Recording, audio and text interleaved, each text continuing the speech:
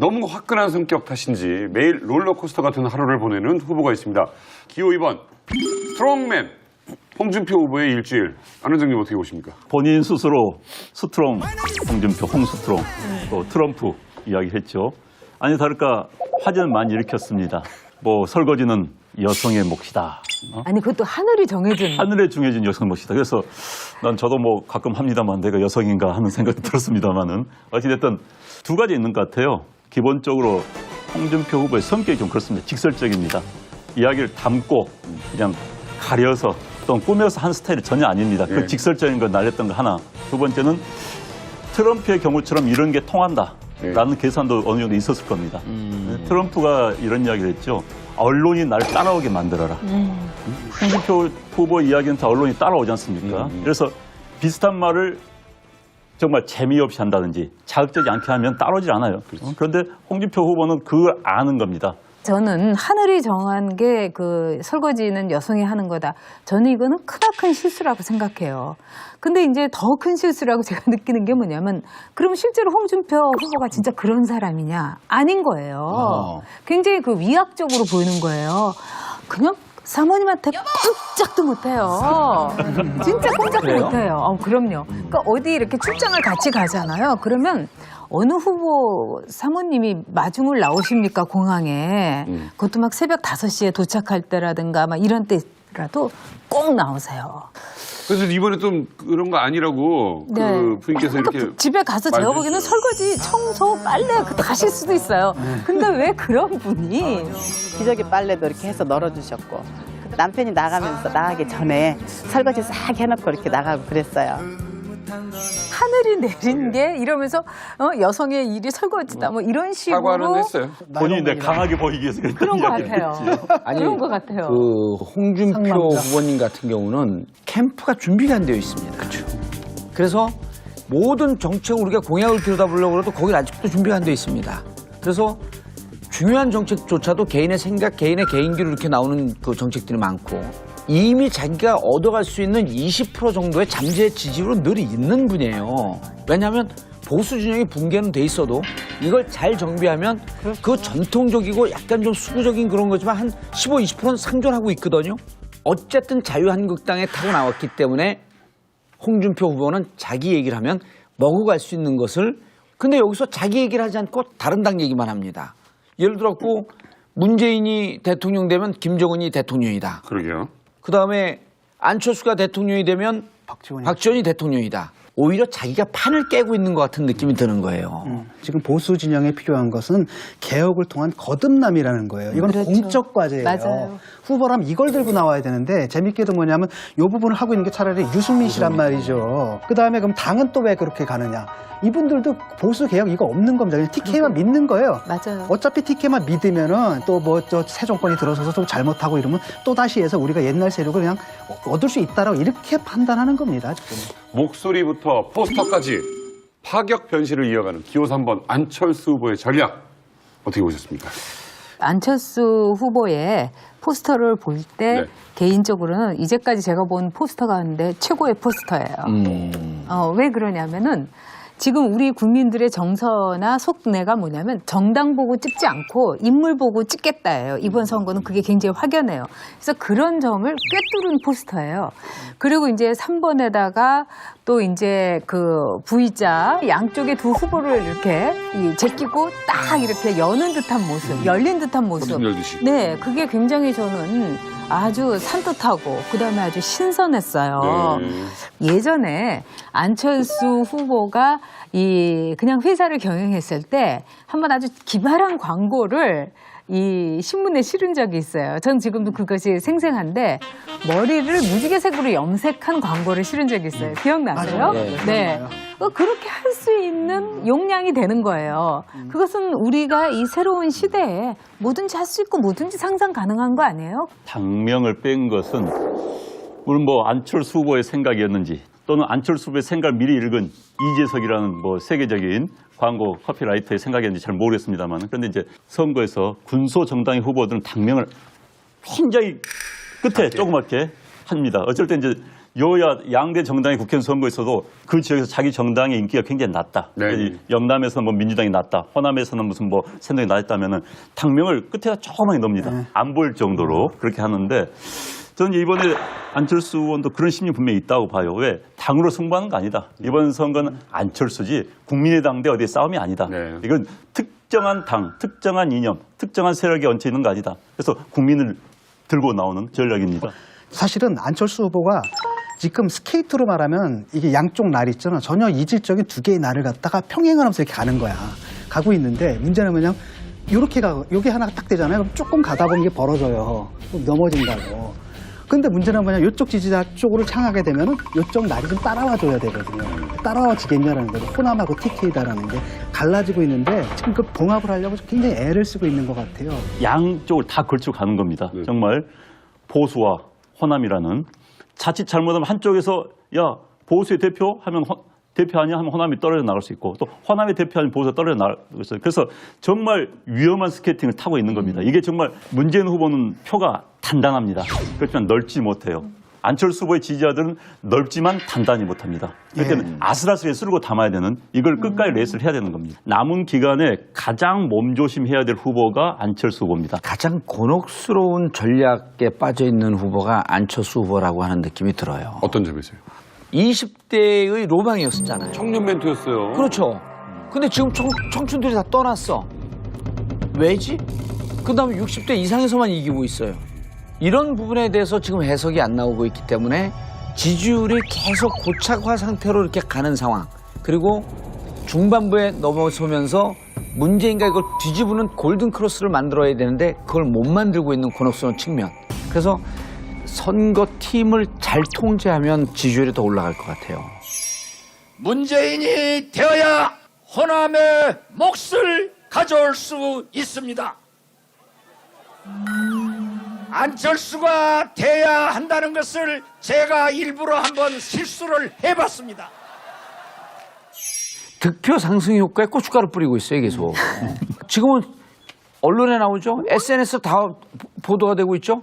하는 척하고 어디 숨어 있으라는 얘기예요. 그러니까 지난 목요일에 채널A에 나와서 상황 얘기가 나오니까 예. 내가 지금 75인데 지금부터 내가 이렇게 욕심을 갖겠느냐 나서지 않겠다는 얘기를 하더라고요. 예. 뜻밖의 아군의 공격에 흔들린 후보가 있습니다. 기호 4번 유승민 후보. 완주를 하겠다라고 그렇게 얘기하는데도 불구하고 내부에서 약간 그래도 막 정책의장이 국민의당의 안철수 후보를 지지해야 된다. 그 당의 정책의장이 그렇게 얘기하는. 아니 어떻게 그럴 수가 있냔 말이죠. 조그만 정당에 있는 사람들도 내부에서 토론할 때 엄청나게 토론하지만 일단 당에서 결정되면 따르는 거거든요. 당을 흔들린다는 게 있을 수가 없는 거야. 이거 제명을 시켜야지. 어떻게 아니, 근데 당원이 이게 그건 당이 정책의장이에요. 아니지. 정당 정치가 아니지. 유승민 후보는 뭐로 해야 되냐면 밖에 나가서 밖에 표를 잡을 것이 아니고 당 내에서 김모 의원 여러 명들이 스타 의원들이 많아요. 많은 정당이에요. 이분들에게 동의를 받아야 돼요. 이분들이 철저하게 우리가 유승민이 아니면 안 된다라고 하는 강력한 화학적 결합 에너지를 발현해야지. 지금은 뭐냐면 진짜 한 번도 가보자는 길을 가는 후보가 유승민 후보예요. 맨날 등 따숩고 배부른 꽃길만, 그것도 양탄 작가로는 꽃길만 가던 후보가 처음으로 진흙탕 길을 가는 건데 그 의원들 그렇게 하면 안 됩니다. 그렇죠. 왜냐하면 예. 저는 진짜 농담이 아니고 보수의 새 희망이라고 하는데 네. 가슴이 뛰었어요. 근데 보니까 보수 진영 가면은 보수를 지지했던 사람들이 얼치게 보수라고 비판하고 토론 끝나고 난 다음에 잘했다가 20몇 프로가 나오는데 지지율은 2%, 10%, 10분의 1밖에 안 돼. 저는 그래도 박수를 좀 보내주고 싶었어요. 이제 그 정당 구성원들은 과거에 여당 소속 네. 또는 제1야당 소속이었습니다. 그렇죠. 그분들이 대선할 때는 항상 되는 걸 전제로 뛰었던 분들입니다. 그분들 입장에서 볼 때 후보가 나왔는데 2, 3%밖에 안 나와? 본인들도 일단 힘이 빠지는 거예요. 또 이런 상황이 익숙지가 않은 겁니다. 그렇지만 이제 후보는 가겠다. 그러니까 밑에 이제 정당 내에서는 이거 따라가야 되나 말아야 되나 그런 게 있는 것 같아요. 이렇게 지지율이 안 나오는 거는 유승민 후보 책임도 커요. 그렇죠. 어떤 왜냐하면 점에서요? 재미가 없는 사람인 거예요. 검생이. 그러니까 인간적인 흥미가 없어요. 저는 그걸 뭐라고 얘기를 하냐면 카리스마 문제거든요. 이분한테 지금 없는 게 카리스마인데 이번에 대선 토론하면서 내가 느낀 게 뭐냐면 사람이 두 개 다 갖기가 그렇게 힘든가. 왜냐면 학자적인 합리성이라는 게 있잖아요. 얘기 딱 하면은 말이 통해 일단은. 그 사람하고 나랑 물론 만나면 싸움을 하는데 말 되게 싸우는 거야 그래도. 나랑 생각은 다르지만 정말 희망이 있겠구나 하는데 그 카리스마를 갖기가 그렇게 힘든가. 저는 유승민 후보의 TV 광고 그거 보고 굉장히 저는 충격을 받았어요. 그러니까는 그 어두컴컴한 골방에서 이 혼자 앉아가지고 공화주의에 대해서 조곤조곤 이제 설명을 하는 거예요. 물론 이제 저는 그 내용은 매우 훌륭하다고 생각을 합니다. 근데 그 걸그룹 시스타에 나 홀로가 흐르는 것 같은 제가 그런 환청을 느껴요. 혼자서 얘기하고 컴컴하고 좁은 골방에서 어떻게 보면은 함께 가자, 응? 우리 이 강을 건너자 이렇게 얘기하는 것이 사실 선거 캠페인에서 매우 중요한 거거든요. 스킨십이 그렇지. 굉장히 부족해요. 그리고 이 TV 광고에 나와서도 강의를 할 게 아니죠. 현실적으로 지금 이제 돈 문제가 네, 돈 문제 큽니다. 크죠. 지금 각 정당에서 선거 보조금이 나왔어요. 그러니까 중앙선거에서 나왔는데 민주당이 의석수 제일 많으니까 124억 정도. 그다음에 한국당이 한 119억. 이제 국민의당이 86억인데 다른 정당은 63억밖에 안 됩니다. 그리고 이제 정의당은 27억. 뭐 정의당은 원래 가난하게 살았으니까. 그런데 이제 문제는 지금 바른정당 같은 경우는 63억 받아가지고 기본이 100억, 200억입니다. 아무리 절약한다면 100억은 들 거예요. 100억은 왜냐하면 어디겠죠? 자, 전국에 유세차 한 대 돌리는데 2천만 원에서 4천만 원입니다. 그거 전국에 시군구 하나씩만 돌려도 한 250개는 돌려야 돼요. 예. 그것만 하더라도 3천만 원 잡으면은 90억 날아가 버립니다. 그 보니까 스쿠터만 들어가지고 타고 다니더라고. 기발한 아이디어예요. 예, 예.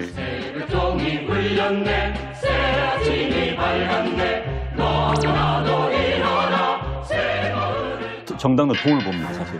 왜냐하면은 지난번 박근혜 후보 같은 경우는 그 당시에 498억을 썼는데 453억을 돌려받았어요. 그런데 177억을 네. 또 받고 그다음에 또 후원금 특별당부 229억을 받았어요. 그러니까 선거 치고 나면 한 300억이 남아버리는 거예요. 그러네요. 이런 정당. 그런데 이제 그래서 당이 운영이 되는 그 거니까. 운영이 되는 거예요. 그것도 이 선거 한번 치른 다음에 돈을 쌓아가지고 또 운영하고 이런 식으로 하는데 가장 큰 문제가 홍준표 후보입니다, 사실. 홍준표 후보는 빚을 250을 빌렸어요, 250. 예. 주로 시도에 있는 건물, 부동산인데 그게 한 500 정도 돼요. 그걸 담보로 250을 빌렸어요. 15%가 넘으면은 다 보존을 받습니다. 15%를 못 넘으면은 환급을 못 받고 10% 넘으면 이제 절반을 받습니다. 그런데 9.9% 나온다니까요. 근데 9.9% 나오면은 250을 빌린 거 다 썼다. 어떻게 돼요? 부동산 다 넘어가는 파산이죠. 거죠. 넘어가는 당이 파산이에요, 당이. 그러면 만약에 그렇게 된다면 홍준표 후보는 보수 정당의 엄청난 죄인이 되는 거죠. 절박하니까 이제 돈 얘기를 하는 건데 저는 유승민 후보가 이번에 돈 쓰는 선거 하지 말고 완전히 감량을 해야 돼요. 제일 잘하는 강점이 있지 않습니까? TV 토론. 여기에서 한 번 나올 때마다 본인 개인으로는요. 100억짜리 마케팅 광고 찍는 겁니다. 이것이 정치의 밑바닥부터 다시 시작한다라고 하는 그 각오를 하고 보수의 세기를 놓으면서 지금은 흙길이지만 언젠가는 내가 꽃길을 놓겠다라고 하는 그런 각오로 갈 건지 포기할 건지 유승민 후보가 난 결단을 좀 해야 될 거라고 봐요. 포기하면 대한민국 보수는 새로운 희망을 잃어버리는 거예요. 자, 마지막으로 좀처럼 오르지 않는 지지율에 네거티브라도 환영한다라는 그녀 심상정 후보 이야기를 해보도록 하겠습니다. 그 문과 안의 격차라는 게 굉장히 팽팽했잖아. 이런 손해보거든요. 왜냐하면 정의당 지지자들 중에 상당 부분이 이제 그 옛날에 국참당 계열 있지 않습니까? 이 부분들은 사실은 반은 이렇게 좀 달라요. 쉽게 말하면 마음은 저쪽에 가 있는데 그 당이 안 받아주는 거예요. 이 사람들이 너무 급진적이라고. 그쪽 당의 기준에서는. 그래가지고 여기 와 있기 때문에 흔들립니다. 그런데 만약에 이제 문과 안의 격차 쫙 커지면은 좀 안심하고 찍고 아 그래 당선은 되고 그 다음에 그럼에도 불구하고 진보는 나가야 되기 때문에 유의미한 득표율, 막 두 자릿수 득표율 이게 되는데 지금 이제 박빙이잖아요. 박빙으로 보도가 되고 있기 때문에 거기서 좀 위축된 게 좀 있습니다. 근데도 많이 달라진 게 2012년만 해도 그때 난리가 났거든요. 사퇴하라는 압박이 엄청나게 그렇죠. 심했는데 지난번 총선 때 그런 거 없어요. 사람들의 의식이 많이 바뀌었다라는 거죠. 진보 정당이 원내에 들어온 게 단일 10년 선거 같죠? 조금 넘은 거죠. 그만큼 본연기를.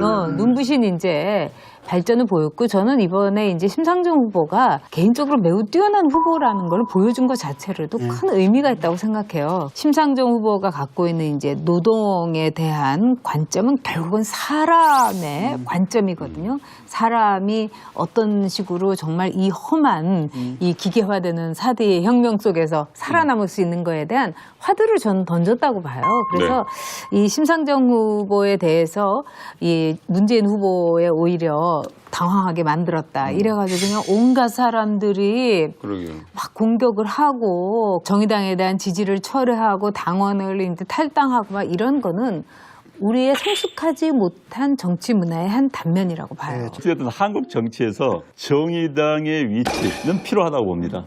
또 한국 정치에서 또 그런 진보 정당의 목소리를 내주는 게 필요하다고 보고 문제는 별 관심을 못 끌고 있죠. 어저께서 노회찬 의원이 네거티브로 좋다. 좀 공격 좀 해다오. 관심 좀 가져다오. 칭찬을 많이 사실 듣고. 정치는요. 네거티브를 받아야지 또 쓰는 겁니다. 기본적인 거 있어요. 근데 네. 대선 후보께 너무 네거티브해서 문제지만은 네. 사실 유승민 후보나 심상정 후보 입장에서 네거티브라도 받아가지고 관심을 언론에 그걸 더 받는 게 더 중요하죠. 그러니까 근데 노이즈 이제 마케팅이 힘 있는 마케팅이래. 그런데 이제 그렇죠. 그런데 어찌됐든 심상정 후보는 3억 내고 이번에 역할 제대로 하는 겁니다. 그렇죠. 3억 내고 네. 자기 정책 마음대로 이야기할 수 있잖아요. 사실 미국 같은 데는요 나올 수가 없어요. 우리나라는 이제 TV 토론에 기본적으로 의석수 5명 이상인 정당 또는 직전 선거에서 100분의 3 이상의 득표를 올린 정당. 또는 여론조사에서 100분의 5, 5% 이상 얻은 정당인데 5% 안 되잖아요, 솔직히. 그럼에도 불구하고 지금 나와서 정책을 마음대로 이야기하고 철학을 이야기할 수 있다는 건 엄청난 겁니다. 미국 같은 데는요, 미국은 정확히 15% 기준입니다. 15% 미달인 후보는 토론에 나오지는 않아요. 그러니까 항상 양당 후보만 싸우니까 토론이 제대로 되죠. 그래서 어찌됐든 5명 나왔을 때 심상정 후보 제일 잘했다는 이야기 들으면서까지 할 수 있다는 건 엄청난 기회지요, 진보당에서는. 지난번에도 얘기했지만 대한민국 정치 지평은요. 촛불 이전과 촛불 이후, 탄핵 이전과 탄핵 이후로 바뀌었습니다. 그래서 이번에는 수구적인 정당 그리고 대통령이 잘못하고 국정농단하고 그랬을 때 침묵했던 부역자들 이런 분들이 이제는 대한민국 정치에 발을 붙일 수 없다라고 하는 역사적 근거를 남겨야 되는데 이번에 정의당 심상정 후보는 뭐를 해줘야 되냐면 홍준표 후보를 이기는 선거를 해줘야 돼요. 그것이 대한민국 진보고 이번이 촛불 대선이 만들어낸 성과이기 때문에 이걸 그냥 뭐 적당히 한 5, 6% 정도 하는데도 그 안주하고 만족한다? 난 이건 아니라고 봐요. 님께서 이렇게 집에 가서 제가 보기에는 말해주세요. 설거지, 청소, 빨래 다 하실 수도 있어요. 근데 왜 그런 분이 기저귀 빨래도 이렇게 해서 널어주셨고 남편이 나가기 전에 설거지 싹 해놓고 이렇게 나가고 그랬어요. 하늘이 내린 게 이러면서 여성의 일이 설거지다 뭐 이런 식으로 사과는 했어요. 본인이 내 강하게 보이기 위해서 그런 것 이야기를 같아요. 했지. 그런 것 같아요. 그 홍준표 상남자. 후보님 같은 경우는 캠프가 준비가 안 되어 있습니다. 그렇죠. 그래서 모든 정책을 우리가 공약을 들여다보려고 해도 거기 아직도 준비가 안 되어 있습니다. 그래서 중요한 정책조차도 개인의 생각, 개인의 개인기로 이렇게 나오는 그 정책들이 많고 이미 자기가 얻어갈 수 있는 20% 정도의 잠재 지지율은 늘 있는 분이에요. 왜냐하면 보수 진영이 붕괴는 돼 있어도 이걸 잘 정비하면 그 전통적이고 약간 좀 수구적인 그런 거지만 한 15, 20%는 상존하고 있거든요. 어쨌든 자유한국당에 타고 나왔기 때문에 홍준표 후보는 자기 얘기를 하면 먹어갈 수 있는 것을 근데 여기서 자기 얘기를 하지 않고 다른 당 얘기만 합니다. 예를 들었고 문재인이 대통령 되면 김정은이 대통령이다. 그러게요. 그다음에 안철수가 대통령이 되면 박지원이 대통령이다. 오히려 자기가 판을 깨고 있는 것 같은 느낌이 드는 거예요. 지금 보수 진영에 필요한 것은 개혁을 통한 거듭남이라는 거예요. 이건 그렇죠. 공적 과제예요. 맞아요. 후보라면 이걸 들고 나와야 되는데 재밌게도 뭐냐면 이 부분을 하고 있는 게 차라리 유승민 씨란 말이죠. 그다음에 그럼 당은 또 왜 그렇게 가느냐. 이분들도 보수 개혁 이거 없는 겁니다. 그냥 TK만 믿는 거예요. 맞아요. 어차피 TK만 믿으면은 또 뭐 새 정권이 들어서서 또 잘못하고 이러면 또 다시 해서 우리가 옛날 세력을 그냥 얻을 안 보일 정도로 그렇게 하는데 저는 이번에 안철수 의원도 그런 심리 분명히 있다고 봐요. 왜? 당으로 승부하는 거 아니다. 이번 선거는 안철수지 국민의당 대 어디의 싸움이 아니다. 네. 이건 특정한 당, 특정한 이념, 특정한 세력에 얹혀 있는 거 아니다. 그래서 국민을 들고 나오는 전략입니다. 사실은 안철수 후보가 지금 스케이트로 말하면 이게 양쪽 날 있잖아. 전혀 이질적인 두 개의 날을 갖다가 평행을 하면서 이렇게 가는 거야. 가고 있는데 문제는 뭐냐면 요렇게 가고 요게 하나가 딱 되잖아요. 그럼 조금 가다 보면 이게 벌어져요. 또 넘어진다고. 근데 문제는 뭐냐, 이쪽 지지자 쪽으로 향하게 되면은 이쪽 날이 좀 따라와 줘야 되거든요. 따라와지겠냐라는 거죠. 호남하고 TK다라는 게 갈라지고 있는데 지금 그 봉합을 하려고 굉장히 애를 쓰고 있는 것 같아요. 양쪽을 다 걸치고 가는 겁니다. 정말 보수와 호남이라는 자칫 잘못하면 한쪽에서 야 보수의 대표 하면 대표 아니야 하면 호남이 떨어져 나갈 수 있고 또 호남의 대표 아니면 보수가 떨어져 나갈 수 있어요. 그래서 정말 위험한 스케이팅을 타고 있는 겁니다. 이게 정말 문재인 후보는 표가 단단합니다. 그렇지만 넓지 못해요. 안철수 후보의 지지자들은 넓지만 단단히 못합니다. 그렇기 때문에 아슬아슬하게 쓸고 담아야 되는 이걸 끝까지 레이스를 해야 되는 겁니다. 남은 기간에 가장 몸조심해야 될 후보가 안철수 후보입니다. 가장 곤혹스러운 전략에 빠져 있는 후보가 안철수 후보라고 하는 느낌이 들어요. 어떤 점에서요? 20대의 로망이었잖아요. 청년 멘토였어요. 그렇죠. 근데 지금 청춘들이 다 떠났어. 왜지? 그 다음에 60대 이상에서만 이기고 있어요. 이런 부분에 대해서 지금 해석이 안 나오고 있기 때문에 지지율이 계속 고착화 상태로 이렇게 가는 상황. 그리고 중반부에 넘어서면서 문재인가 이걸 뒤집는 골든 크로스를 만들어야 되는데 그걸 못 만들고 있는 곤혹스러운 측면. 그래서 선거팀을 잘 통제하면 지지율이 더 올라갈 것 같아요. 문재인이 되어야 호남의 몫을 가져올 수 있습니다.